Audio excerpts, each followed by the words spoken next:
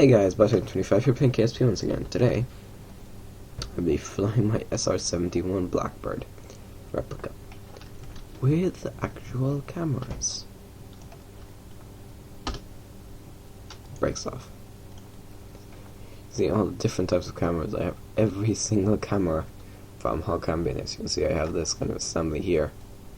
Forward, backwards, left, right, and then of course we just have a simple black and white camera because I don't know. Curb Pro. Yep. You can see we're already traveling rather quickly. However, if you try to pitch up the landing, you don't take it too well. I'm gonna give control to MechJeb.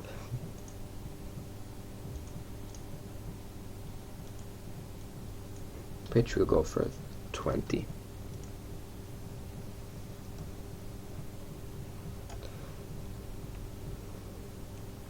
Yeah, we have that parachute there to slow us down.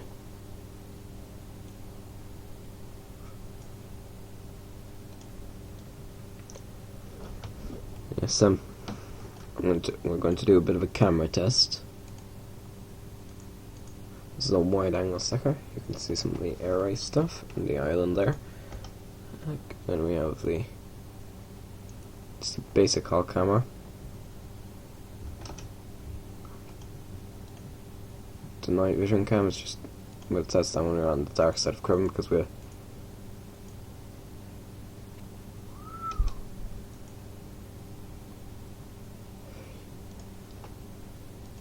it's very difficult to do when you're just like, it's just a small glide camera. Of course we have the Gerb Hasselblad. Actually has a pretty decent zoom.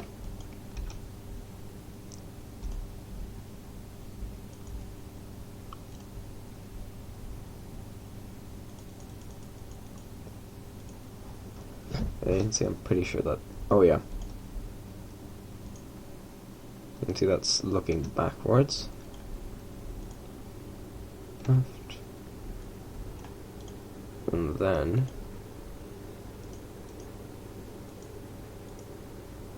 right.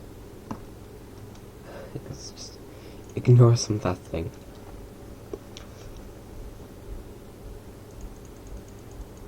That's around 3, I believe.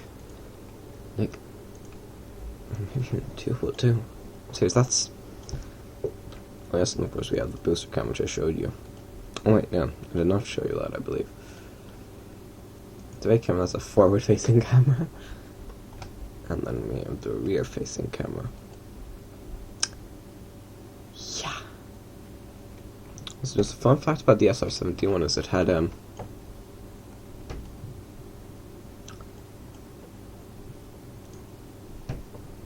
1 degree can stop us from falling. SR-71, while it had to... I need to bring up some surface info. It had to be refueled straight after it took off. Because, since the metal was cold, also look at that speed. Since the metal was cold, it would, oh wait, what do we have flying over us? Okay, so I just put the brown comp side assembly one of the boosters, I'm presuming.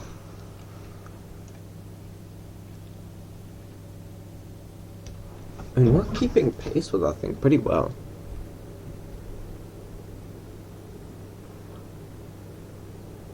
I'm sorry, I don't know if those things look just off to me a bit. So you have those there because these things would be flopping around. Sorry, I'm sorry, that's pretty good for an aircraft. Oh, much more just on the surface. Oh yeah, there we go, accelerating. Yeah, I have to activate them. Ignore max temperature, these bits would fall off. Call it what you like. This is what I have to do. You can see the cameras are being, most of them are being kept in the shade of the... Right, yeah, you can zoom in on this. I really do like the effects.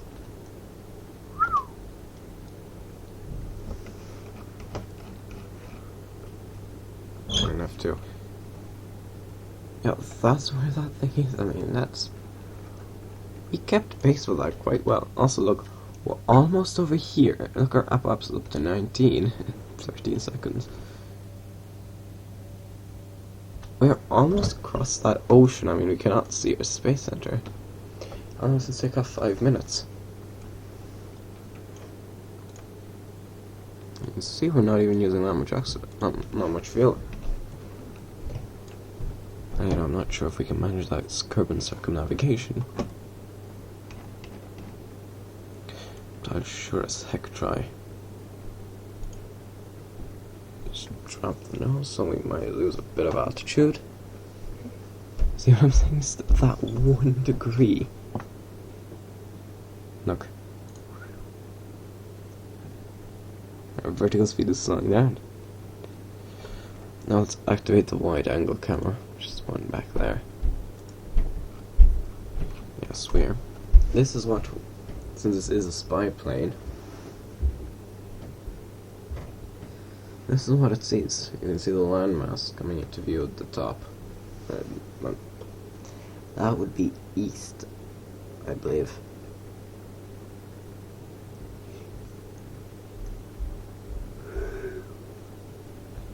Yes, we don't really want to get to test the light viewing camera until a lot later, I believe. Oh god. Because that adds kind of like this distortion effect, so it makes it look weird whenever you go into map view. Yeah, we will get to test that. I'm sorry, that's just so weird. The orbit's weird as well when they get... God. Yeah, I'm sorry. Oh, Jesus.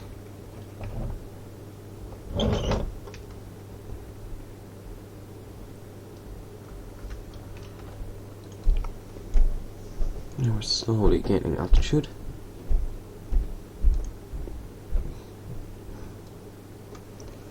See the ramjets here, that actually looks like SR-71 exhaust fan.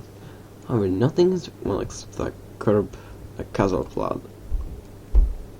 And yeah, nothing's such a like color. Even that has not reached burn up temperature. Yeah, maybe sometimes it would be best if I just offset that in slightly, but too late now.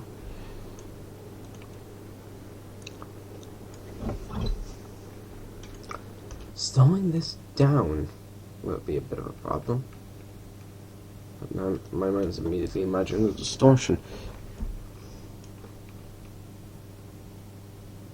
It's staying there, so. Alright then.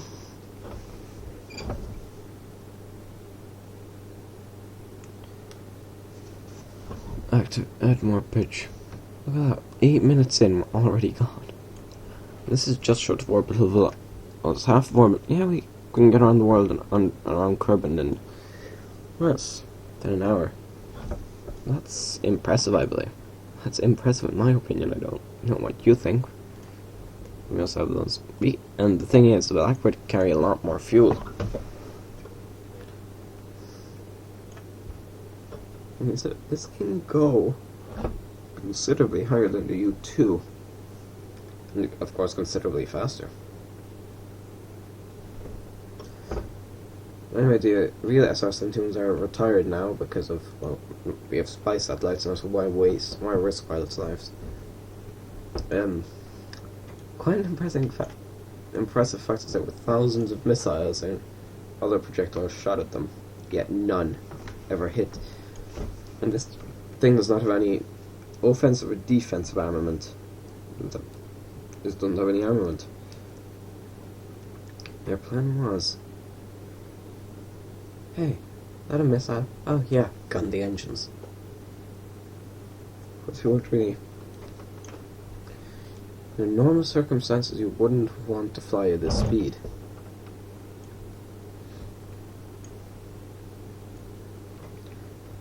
Or I do because we're trying to set a world record. Fastest time for circumnavigating Kerbin within the atmosphere. Even though we're like on the very edge of the atmo. How much thrust is this thing producing? 85 kilonewtons. Well, multiply that by 2. 100. See, at 170 kilonewtons pushing this thing.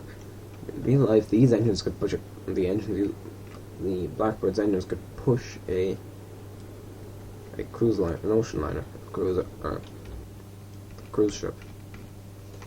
Look at that. I'm pretty sure we technically speaking could have gone to the. And we're just going to activate this while we fly over the land. Yes. Landing at the KSP will be strange. Or we might get to see some of the bases as we fly over. But now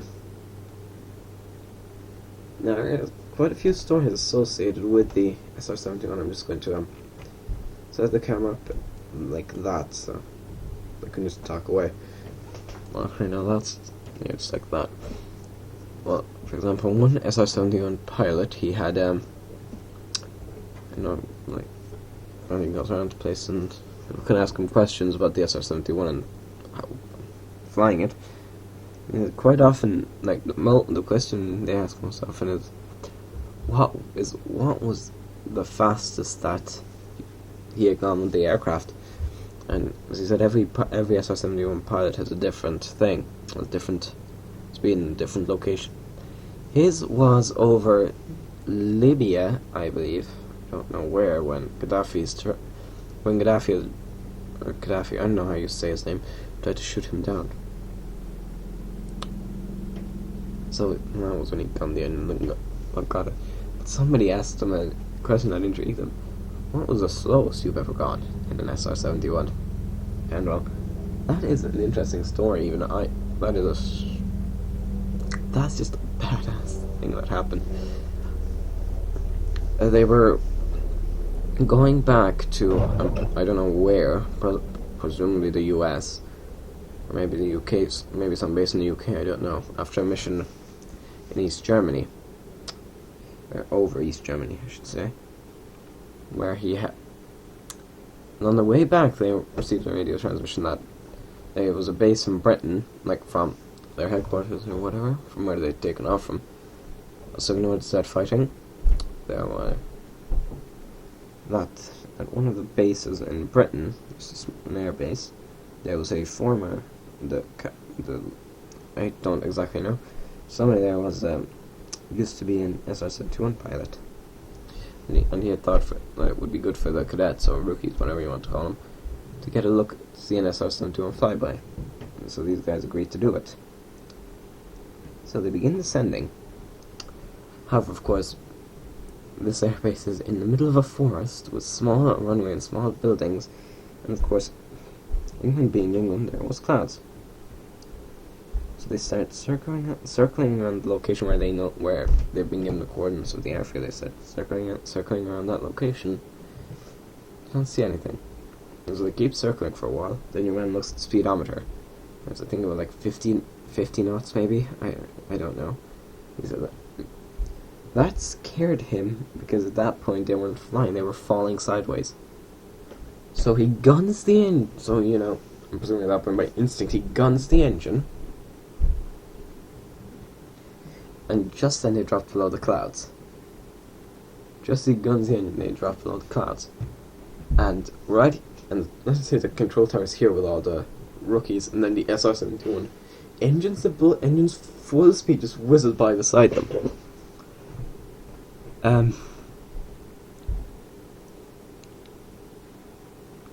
And then when they land the base, like the friend of the base said, "Well done." And the person called us and said that was the best SR-71 flyby he'd ever seen. It was that pure brilliant piloting and whatever. Because they didn't know that the plane was falling sideways before he got in the engine. And him and the co-pilot were just looking at each other, just complete silence. And the story was, there were people with hats getting blown off, and the thing is, they didn't know the Blackbird was there. They couldn't tell where it was since the engines were basically off. I was running at very low thrust. Engines were, as I said, basically off. We only will get to test the night vision cameras later. Or almost, or soon. So, their hats off the people of the cadets that got pulled off their heads by the wind that the SR-71 created. So yeah, that's intense. Whereas they only heard the roar when it dropped below the clouds and gunned the engine, and the pilot gunned the engine. Well, that's pretty intense. Yep, so there's the moon. Oh yeah, the re-entry effects look slightly wonky when you look around.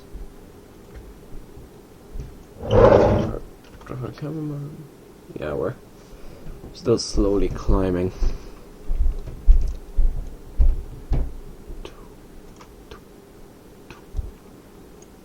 So we're just about holding our velocity as well. Now let's activate the wide angle camera. Take a look. Yeah, you can see a river valley. We're taking some photographs of just. This is the SR-71's test flight. I've flown it before. Landing, however, I have had a lot of problems with. A lot. Hold on, for example, where have we cut the engine? We're going to have the camera enabled. Where will we cut? Where should we cut the engines? We cut the engines. Let's look at our altitudes first. So should we cut the engines here? Cut the engines here? Because we need to slow down. Let's see how quickly we move. Pretty sure we'll fly over that area in a few seconds. He's going full throttle.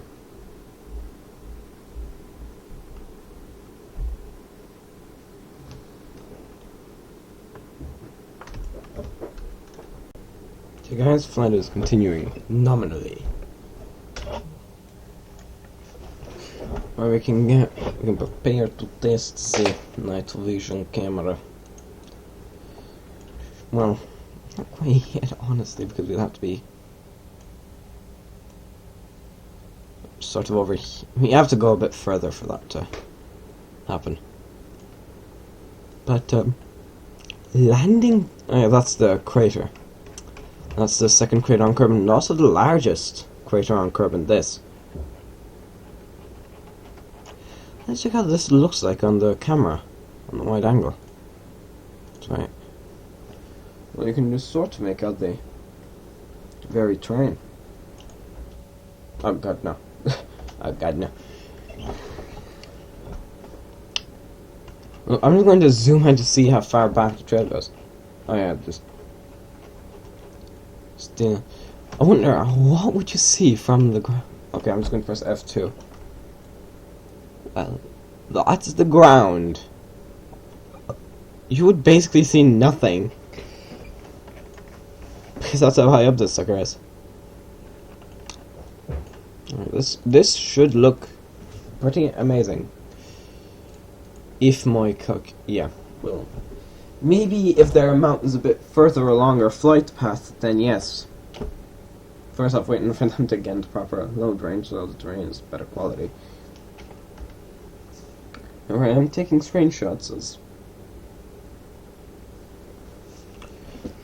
I mean, this is pointed it's pointed almost straight down. I'm not going to say pointed straight down because of course the blackboard is at an angle.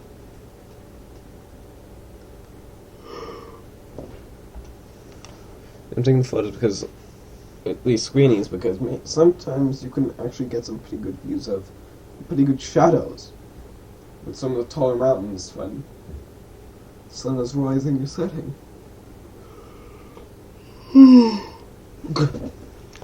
Sorry about that.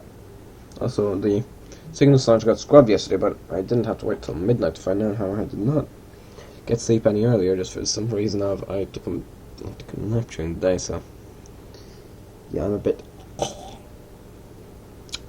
Yeah, I'm sorry, I really think I should be higher to make pug noises. Okay, no, that's... No. Well, is that the edge of the crater ring? Yeah, that was the edge of the ring of the crater. Whereas the crater we all know is the one here, which is just getting exposed to sunlight.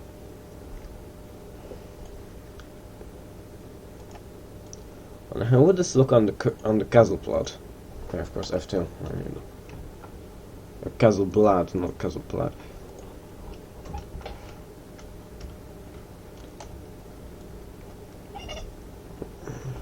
Yeah, we made it around. We basically made it almost halfway, or well, a fair portion of halfway around Kerbin, with quite a lot of fuel to spare. So that's good. So, yeah, I was having doubts as to as to whether we could actually make it. Technically speaking, it has extra fuel storage, so technically we just with more fuel we could. Right then, we'll wait a bit further until because we will still be in sunlight, whereas the terrain below us will not be. F2. Activate camera. F2. Now I'm just going to hide this over here, hide the mouse, and take a screenie. Time to get.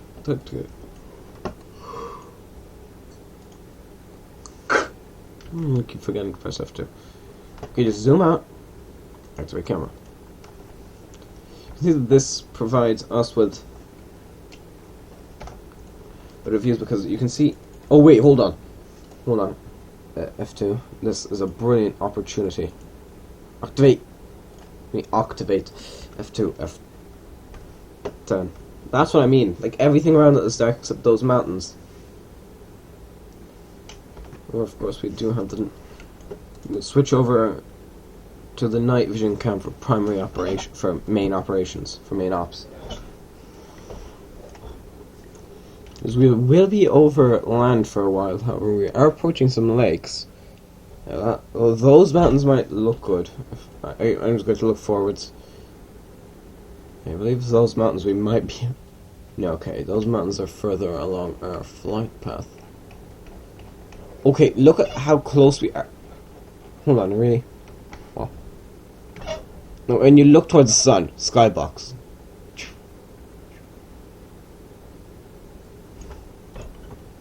I'll activate the booster cam, actually.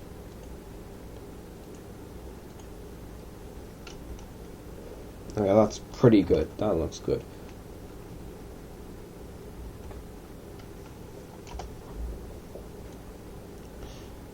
Well, prepare for sunset. I'm going to activate the second part of the booster cam. Just ignore those sparks. They are nothing. Let's fire up the night vision camera. And this way we get a good view of the ground below us. However, this might make us more visible to enemies or hostiles, whatever you want to call them. I'm almost certain, actually, that if I slung it like an SRB, when I touched an SRB to it, and climbed to this altitude and fired the SRB, I could make a suborbital spacecraft out of this.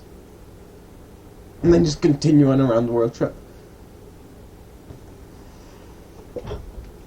No. Yeah, it's not. Yeah, I'm having trouble seeing the terrain, so thank God we have that night vision camera. Of course, F2, why not? Activate. This way we can actually sort of see what's going on. We can see everything on the Blackbird, or the SR-71, whichever you want to call it, because it's engulfed in flames. It's very difficult not to see something engulfed in flames. And I'm pretty sure the longest part will be traveling when we are flying slowly. Because slowing down will be a bit of an issue, because since technically speaking, what's that there? Oh, cool! We actually get to do some. Zoom in. As you can see, the thing I was trying to photograph down on the bottom there. And look, we can sort of see, I believe that's where it is there. I have no clue what that is. I'm presuming it's one of the Kerbin side bases. In all honesty, but I wouldn't be willing to bet on it. Of course, we could find out if we just did a hard pitch down, nose down, whatever you want to call it. Because we're flying over some plains, so therefore there's not much to see. However, yeah, we won't be wasting much potential over the water. This is, well, over the crater. Actually, I'm pretty sure instead of circumnavigating, I'll go to land in the desert because I'm not exactly sure of this thing's capabilities. We'll say we don't. We'll say for a test flight we're just going that because we're gonna say we don't. We'll just say we were low on fuel and blah blah blah. Yeah, so I believe our chosen landing site will be the desert. So look at that. We're just maintaining that pitch, and I'm pretty sure a good thing is the engines sort of lose their thrust as they get higher. So after a while, they won't have enough thrust to keep us at that altitude. So we drop, which when the engines throttle back up, so on and so forth. Yeah, I believe we can drop that down to 3 degrees. Yeah, we're gunning that engine. Yeah, I believe that's faster than the real SR-71. The real SR-71 traveling around Mach 3. We are traveling faster than Mach 3. Mach 3 is around 1,000 meters per second. We're around Mach 3, in between Mach 3 and 4. So, yeah. We can sort of see the lake there. Oh no, wait, no, this is the ocean at this stage, I believe. Yeah, that's the ocean. Lake is back there. Lake is... Oh, we do still have the lake in view. Let's see what the coastline looks like. See here, you don't have to take right in. However, something I like is if you're looking close... If you look closely, you can sort of see the lines there. You can see the little line in pixels. And occasionally these little white flashes. And you can see how good this thing is at zooming in. You can also, just from this, that's several kilometers probably. Well, that's not several kilometers, but we're covering over a kilometer every second. I mean, that's impressive. I swore 1.25 kilometers every second. And we'll zoom out to see. Yeah, no, I think we're not. Yeah, we won't be over the coastline for a while. Have a look. What's our MET? What's our elapsed time? Half an hour. Yeah, and that is basically, wow. Yeah, it's going halfway around Kerbin. We haven't used up half our fuel. Still have 2,000 units, 2,500 units, but... So, are those engines angled inwards or something? Maybe now we'll get to see the coastline. Activate. There we go. Start to see the coastline there, to the left of the camera, or on the left corner, top left. But I'm presuming you guys can see it because of the light areas that is, I'm presuming, sand. Of course, once again, testing out the... Of course, if required, we can always perform a... Yes. Yeah, you wouldn't want to even... What? What blew off? Hold on. What just blew off? Oh, apparently some of the camera... Hold on, do I not have that enabled? Oh, come on. Oh, come on. Yeah, we just lost a... Please tell me... Oh, we lost a nose. Really? Seriously? I had that thing enabled for a good while. I thought I had that enabled as part. Well then, we're going to cut the mission I don't know if I should continue with the damaged nose or should I attempt to land here. Yeah, we don't have any lights as well, so we won't be able to fully see the ground. Yeah, and the desert isn't an ideal place either, so...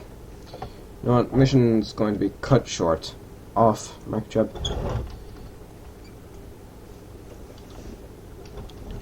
I'm going to begin a sharp, like a steep descent. As we lost our nose. It took its time burning up, though, surprisingly. Whoa, jeez. No. Okay, no. We do not want to spin out of control. Also, we can attempt to ditch. I've done a successful ditch. Actually, I shouldn't be trying to turn too much. Alright, here you go. Just do the wobble wobble, and then, or wibble wobble, whatever you want to call it. Just push the nose down. Want to make, and yeah, of course, it's still not safe for us to deploy those chutes, or that chute, since it's just single parachute. Yeah, you wouldn't want to. Actually, you know what? Screw it. No, I'm not keeping those landing gear at a Mach 2 almost. I really hope that parachute will soon realize that it should be able to deploy. So we're only going to Mach 1. It's unsafe to deploy it. We're traveling below Mach 1. I'm sorry, how slow do we need to go?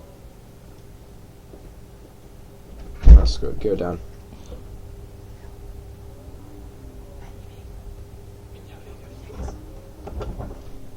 Gear completely down.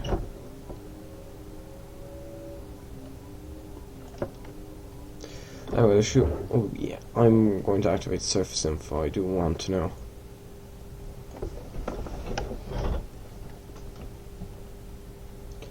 It's not the most aerodynamic thing after that nose combo off. True altitude 400.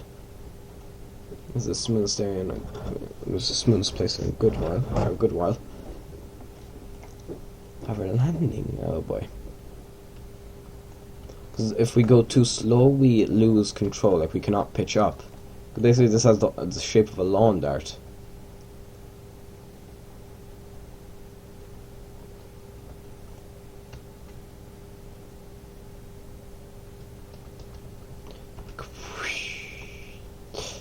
There we go. Brakes. Yeah, we need that big chute. Just